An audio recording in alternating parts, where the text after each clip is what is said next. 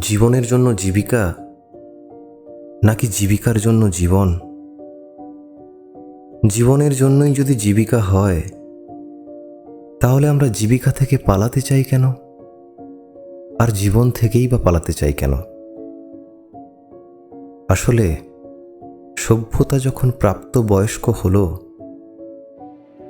তখন হাতের মুঠোয় সুখের চাবি, ঝাঁ চকচকে অফিস, ঝলমলে আলো, ধোঁয়া ওঠা খাবার, উষ্ণ বিছানা, জীবন জুড়ে শুধু সুখ আর সুখ।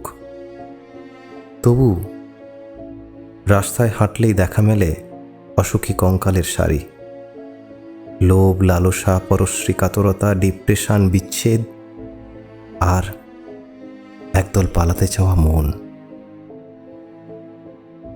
কারো বুকে শ্বেত শুভ্র কাঞ্চনজঙ্ঘার নীরবতা, কারো পায়ে সমুদ্রের উচ্ছল চঞ্চলতা, কারো মনে অরণ্যের আদিম বাসনা।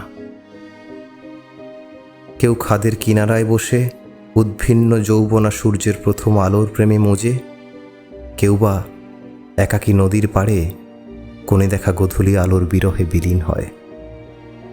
আসলে আমরা যতই ঘরে ফেরার কথা বলি না কেন, দিন শেষে আমরা সবাই যাযাবর। সবার মধ্যেই একটা করে শঙ্কর বা আলভারেজ লুকিয়ে আছে।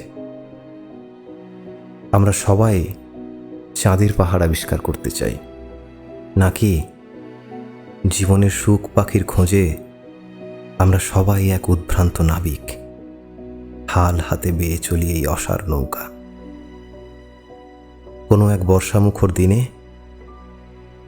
এইসব এলোমেলো ভাবনারা দানা মেলে বলেই বোধ হয় সংসার সমুদ্রে আমরা এখনো জীবন খুঁজি।